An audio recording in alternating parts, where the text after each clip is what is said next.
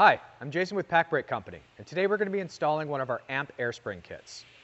The simple addition of an AMP airspring kit can eliminate overtaxing your suspension by providing the extra support of an inflated airspring, resulting in a level stance, comfortable ride, and stable handling. Today we'll be installing on a 2017 Ford F-150 4x4, but the procedure for all airspring installations is quite similar on most applications.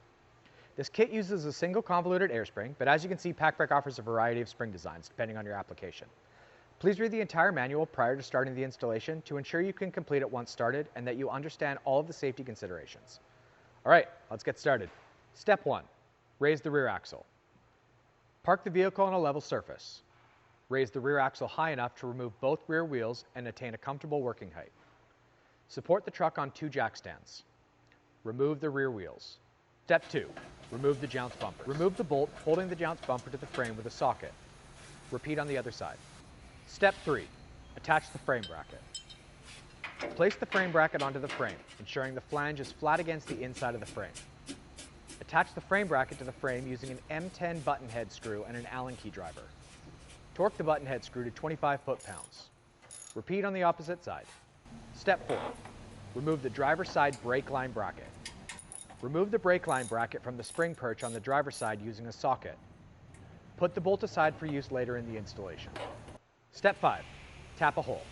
Tap the hole located on the driver's side spring perch using a self-threading screw.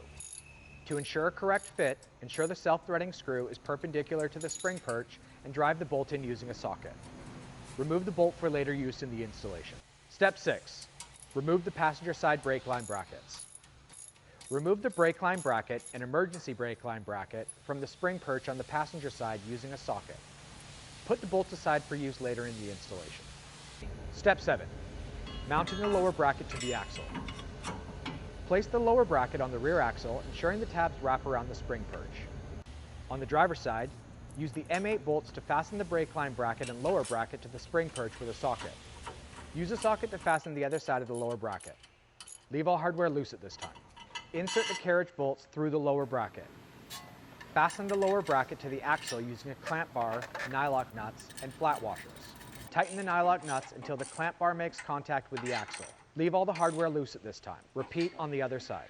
Step 8, assembling the air springs. Set the roll plate over the air spring. Fasten the swivel fitting into the top of the air spring. Set the upper air spring bracket onto the air spring. Fasten the assembly together using bolts, lock washers, and flat washers. Torque the mounting hardware to 20 foot-pounds. Step 9, install the air spring assemblies. First, fasten the upper air spring bracket to the frame bracket using the carriage bolts, flat washers, and nylock nuts. Set the roll plate in between the air spring and the lower bracket. Fasten the assembly together using 2 bolts, 2 flat washers, and 2 nylock nuts. Align the holes in the air spring with the roll plate and lower bracket. Repeat on the opposite side. It is now time to tighten and torque all the loose hardware. Please refer to your manual for torquing specifications. Step 10, install the heat shield. Bend the tabs on the heat shield so there will be a ½ inch dead space between it and the exhaust pipe when the heat shield is attached.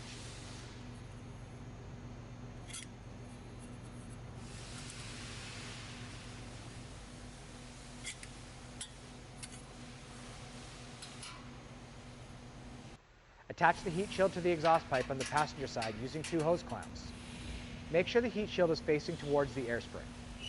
Step 11, install the air line. Install the 2 fill valves.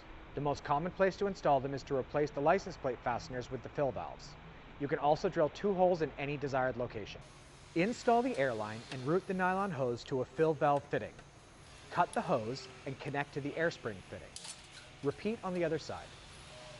Please note, this kit contains push-to-connect fittings, and using scissors or wire cutters to cut the nylon air line will distort the line and cause the connection to leak. Please use the hose cutter provided. Secure the air lines with tie straps away from any moving parts and heat sources. If an onboard air kit is being installed, follow the instructions provided with that kit. Step 12, check system for leaks. Inflate both air springs to 90 psi. Use a mixture of dish soap and water on all airline connections to detect any air leaks. Repair if necessary and retest. Inflate the air springs and on the following day recheck the pressure.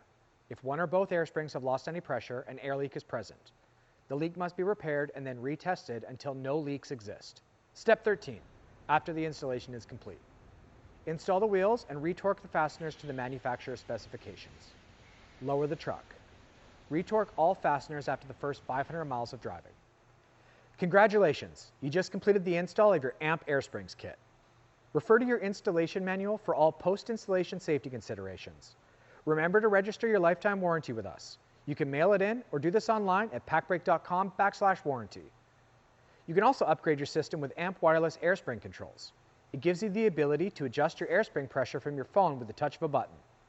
Pacbrake also offers a variety of in-cab controls, air compressors, and air tanks to customize your air spring system. If you still have any questions or concerns, contact Pacbrake at 800-663-0096 or visit our website at pacbrake.com, which has all the technical support you'll need. To stay up to date on all Pacbrake products, subscribe to our channel below. Thank you for watching.